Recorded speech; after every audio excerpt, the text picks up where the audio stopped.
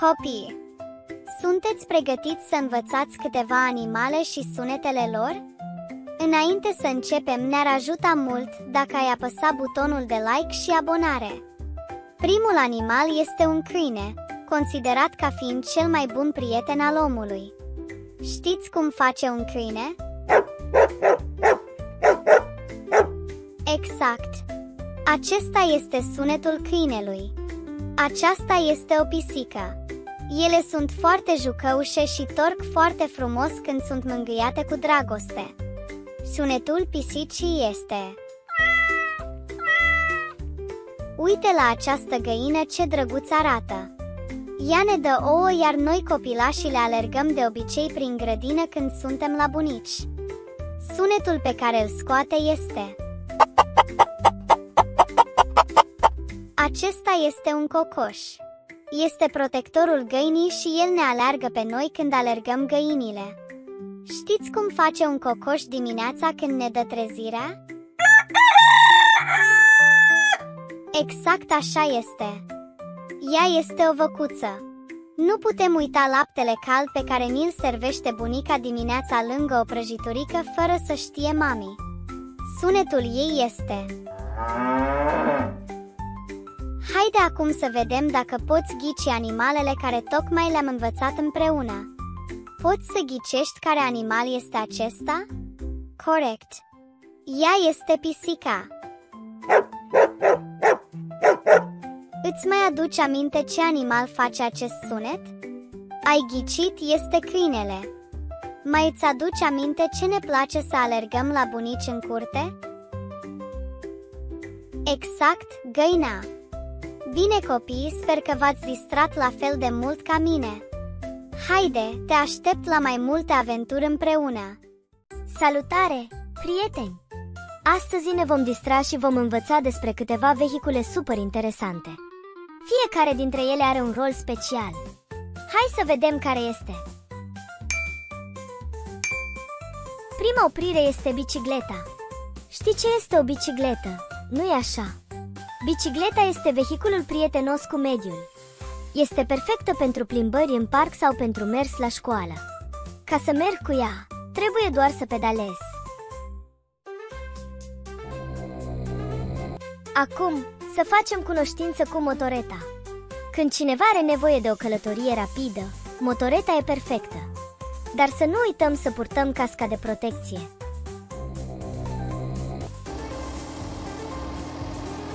Următorul vehicul este foarte cunoscut. Este mașina. Mașina e un vehicul foarte folosit, pentru că e comodă și poate transporta mai multe persoane, să călătorească împreună, să meargă în vacanță sau să ajungă la magazin.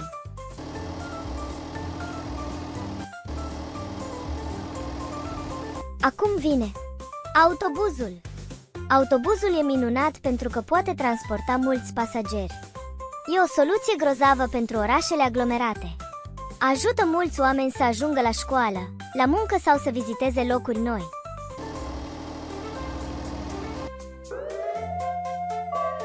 Acum avem un vehicul foarte important. Este mașina de pompieri. Ajută oamenii în situații de urgență. Are o scară lungă și multă apă pentru a opri flăcările. Iar acum, să facem cunoștință cu mașina de poliție.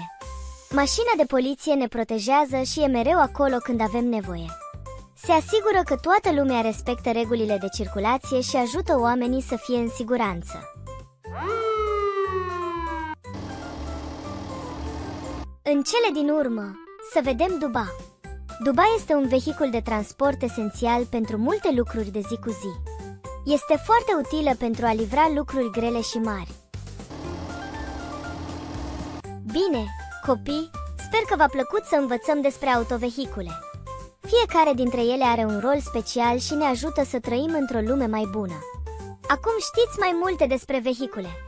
Nu uitați să le salutați data viitoare când le vedeți pe stradă.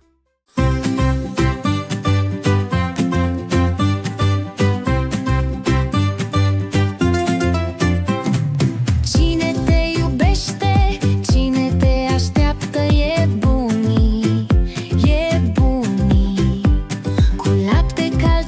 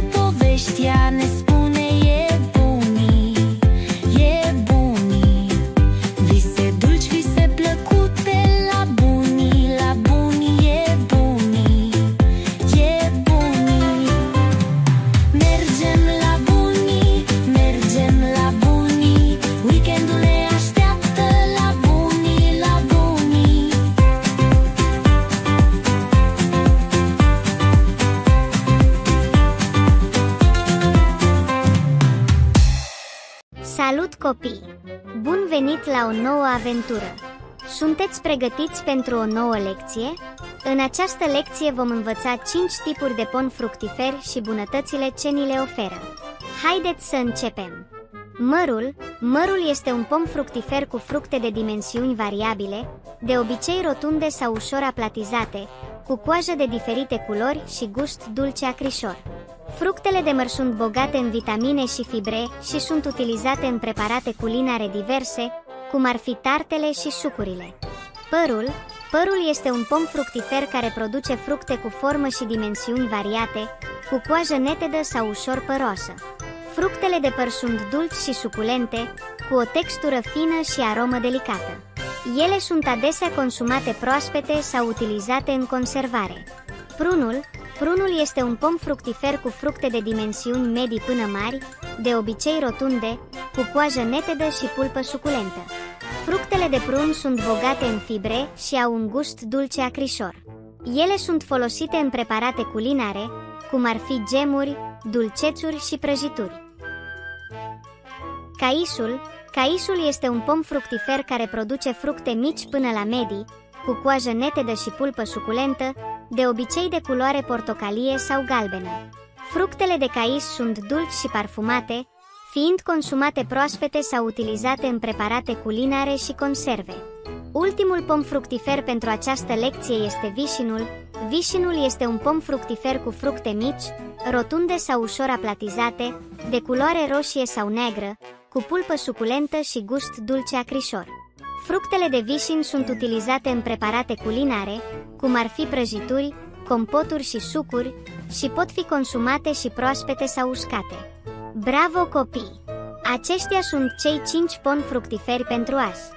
Haideți să îi recapitulăm: mărul, părul, prunul, caisul, vișinul. Până data viitoare, nu uita să apeși butonul de like și abonare pentru o nouă lecție. La revedere, eroi mici! Bună, explorator mic! Te-ai întrebat vreodată, privind planeta noastră, ce este atât de mult albastru pe ea? Este apa. Pot fi râuri, lacuri, mări sau oceane. Astăzi vom învăța despre cele 5 oceane ale planetei noastre. Haide să-i dăm drumul! Oceanele sunt cele mai mari corpuri de apă de pe pământ. Există 5 oceane. Primul este Oceanul Atlantic. Al doilea este Oceanul Pacific. Apoi avem Oceanul Indian. Al patrulea, Arctic. Iar ultimul, Oceanul Antarctic. Oceanul Atlantic este al doilea cel mai mare ocean din lume. Se întinde între America de Nord și de Sud la vest și Europa și Africa la est. Aici putem găsi o mulțime de creaturi uimitoare, cum ar fi delfini, balene și rechini. Urmează Oceanul Pacific. Este cel mai mare ocean din lume. Se întinde de la Antarctica la nord și Asia și America la sud. Aici putem găsi recife de coralii uimitoare și o varietate mare de viețuitoare marine, inclusiv broaște țestoase și meduze. Trecem la Oceanul Indian. Este al treilea cel mai mare ocean din lume. Se întinde între Africa, Asia, Australia și Antarctica. Aici putem găsi insule tropicale frumoase și recife de corali magnifice. Penultimul este Oceanul Arctic. Este cel mai mic și cel mai puțin adânc ocean din lume. Este acoperit în mare parte de gheață și este locuit de animale adaptate la condițiile reci, cum ar fi ursul polar și foca. Ultimul este Oceanul Antarctic. Este cel mai rece ocean din lume. Este înconjurat de continentul Antarctic și este locul unde putem găsi cele mai mari cantități de gheață de pe pământ. Aici trăiesc pinguini, foci și balene. Așadar, copii, oceanele lumii sunt pline de viață și aventură. Sper că v-ați distrat descoperind aceste minunății ale naturii. Nu uitați să protejăm și să respectăm mediul înconjurător pentru ca aceste frumuseți să rămână pentru generațiile viitoare. Mulțumim că ne-ați urmărit! Ne vedem data viitoare pentru mai multe aventuri din lumea naturii. Lunile noastre, lunile frumoase, în toate avem amintiri frumoase. Ianuarie, ianuarie, ce frig e în ianuarie, prima lună din an, totul este alb. Februarie s-a schimbat, totul este alb. Martie, martie, albul a dispărut, verdeața a apărut, cirip, cip, cip, cirip. Martie, martie, albul a dispărut, verdeața a apărut, cirip, cip, cip, cirip. Mai este luna, mai tata face grătare. Iunie, iunie, a venit vacanța. Mergem la mare, e distracție mare. Iulie, iulie, cea mai caldă lună din an, ne topim, ne răcorim, înghețată ne dorim. Lunile noastre, lunile frumoase, în toate avem amintiri frumoase.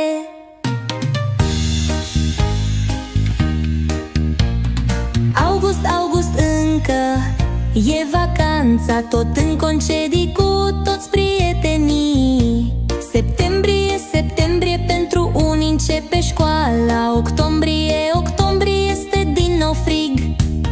Plouă, plouă, peste tot e rouă. Noiembrie, noiembrie, apare din nou zăpada. E frig, e frig, la iulie ne gândim. Decembrie, decembrie, vine Moș Crăciun. Cadouri, cadouri, ne aduce cadouri. Iunie, iunie, a venit vacanța.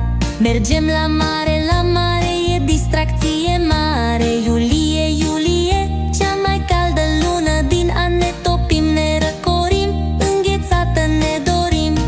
Lunile noastre, lunile frumoase, în toate avem amintiri frumoase. Ce ziceți, copiilor? Aveți chef să ne distrăm cu animale și numere? Haide să vedem! Poți spune câte văcuțe avem aici? Este o văcuță. Bine! Dar acum, poți spune câți porcușori avem aici? Sunt 2 porcușori. Ei fac guiți-guiți dimineața la bunica. Ești genial dacă ai spune din prima câți cățelași avem aici în poză. 3. Avem 3 cățelași, mici și dragi, care ne trezesc dimineața plini de energie. Pisicuțele care torc frumos. Câte avem aici? Sunt 4 pisicuțe mici și drăgălașe. Pe acest animal, îl le recunoști? Haide să vedem câți cai avem aici? Exact! Sunt 5 cai voioși. Găinile pe care le alergăm în curte la bunici, câte avem afișate? Da! Sunt 6 găini mici și drăguțe care ne dau ouă din care mama ne face omletă dimineața. Protectorul găinii, cocoșul. Câți cocoși sunt aici? 7 cocoși năzdrăvani care ne aleargă prin curte pe la bunici. Uac, uac, cine face? Pelac? Broasca. Câte broscuțe avem aici în imagine? Exact, sunt 8 broscuțe mici și sălătărețe. Nuci de zor și ghinde din pădure cine adună? Câte veverițe sunt afișate în imagine? 9. Sunt 9 veverițe mici și drăgălașe. Iar acum, la cine ne duce bunica să dăm de mâncare verdețuri și morcovei? La iepuri. Câți iepurași avem aici? 10 iepurași mici și drăgălași, exact ca mine. Felicitări! Sper că te-ai distrat la fel de mult ca mine, iar pentru mai multă aventură nu uita să apeși butonul de like și abonare.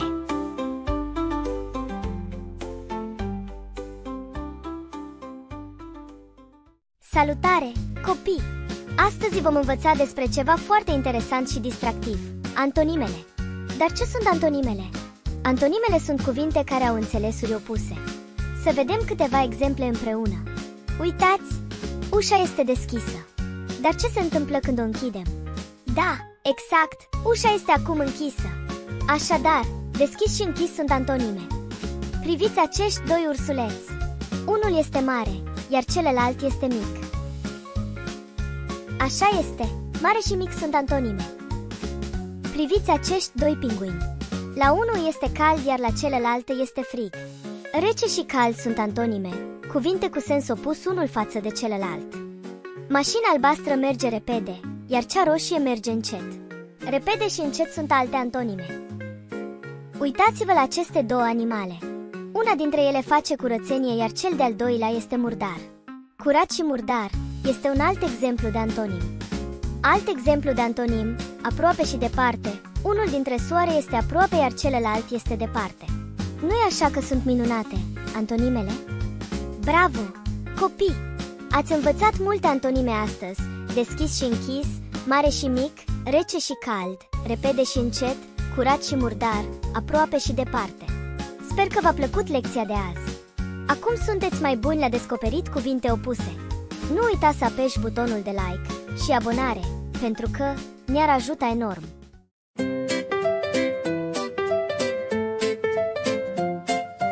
Pijamaua o îmbrac, hopa sus mă îmbrac cu drag. Spăl mânuțe, spăl năsuc, somn ușor acum mă curc. Pernuța-i moale mă așteaptă, visul vine peste mine. Luna sus, ea ne veghează, noapte bună, micuții visează. Ursulețul e lângă mine, îl îmbrățișez mai bine. Mami spune noapte bună, stelele clipesc lângă lună. Pernuța-i moale mă așteaptă, visul vine peste mine. Luna sus, ea ne veghează, noapte bună, micuții visează.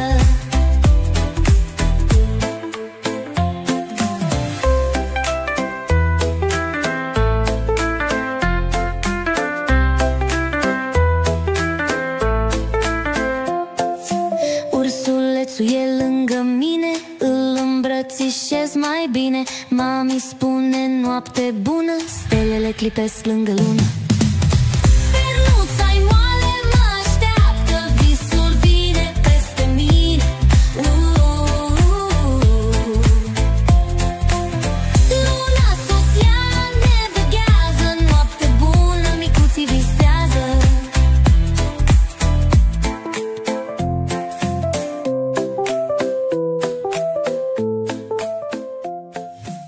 Salutare copii! Bine ați revenit la aventura noastră distractivă și incitantă. Astăzi explorăm una dintre cele mai importante camere din casă, baia. V-ați întrebat vreodată ce lucruri interesante putem găsi în baie?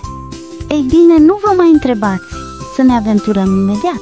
În primul rând, avem periuțele de dinți. Ele vin în toate culorile și dimensiunile. Amintiți-vă că este foarte important să vă spălați pe dinți în fiecare zi pentru a-i menține sănătoși și puternici. Și ce merge mână în mână cu periuțele de dinți? Pasta de dinți, desigur. Cu atâtea arome din care să alegeți, există ceva pentru fiecare.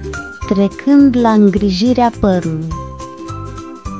Șamponul ajută la menținerea părului nostru curat și strălucitor. Doar puțin poate face minuni. Acum, să vorbim despre a rămâne curat ca lacrimă. Săpunul este cel mai bun prieten al nostru când vine vorba de spălarea murdăriei și a germenilor. În plus, vine în forme și arome distractive. După o baie sau duș plăcut, de ce avem nevoie? De un prosop confortabil, desigur. Înfășurați-vă și simțiți-vă uscat într-un timp scurt. Dar așteptați, mai este ceva. Puteți ghici ce este asta? Este o rață de cauciuc. Un clasic al băii, care face fiecare baie o distracție. Ultimul, dar nu cel din urmă, avem un scăunel.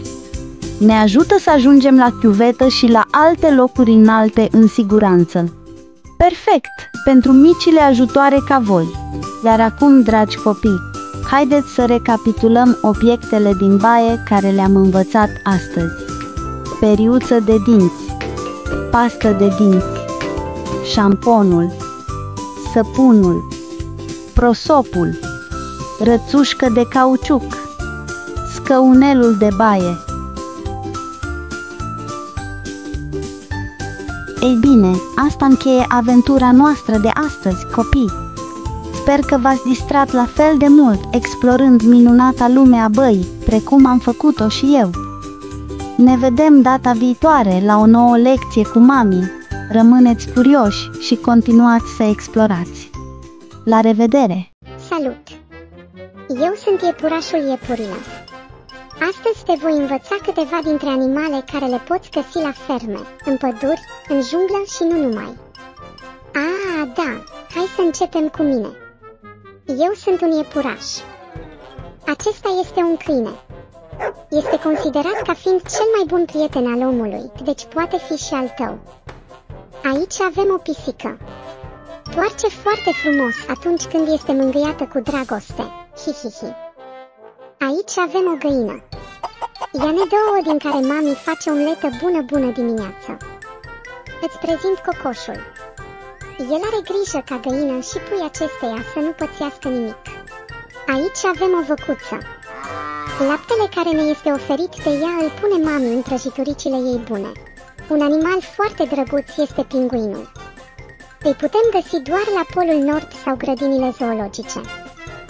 Așadar, haideți să recapitulăm ce animale am învățat astăzi cu mami. Câine, pisica, găină, cocoșul, vaca, pinguinul și nu în ultimul rând pe mine, iepurașul, care vă îmbrățișează și așteaptă la o nouă lecție cu mami.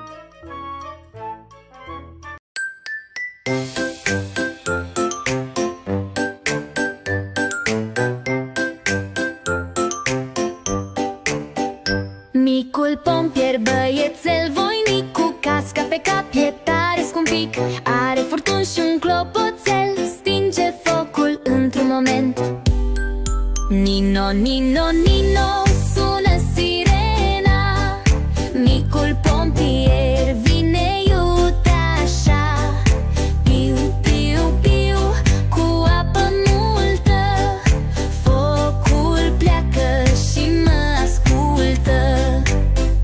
Cu mașina roșie fuge, hai hui prin tot orașul, prin ploaie și vânt. Curajos și tare sprinte în el, este eroul nostru mititel. Nino, Nino, Nino,